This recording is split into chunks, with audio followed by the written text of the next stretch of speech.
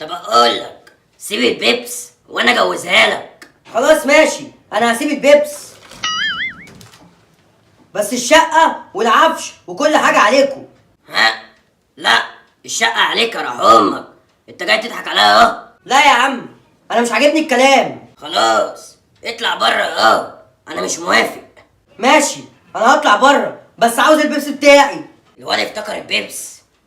خلاص يا خد الزفت ده واطلع بره. ماشي يا عمي ماشي، عاوز انسى البيبس يا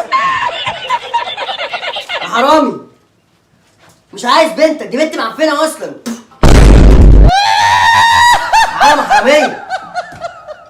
سبحان الله يا جدعان، اول مره اشوف واحد زي كده، ولا عارف اسمه ايه ولا عارف كام سنه ولا عارف هو شغال ايه.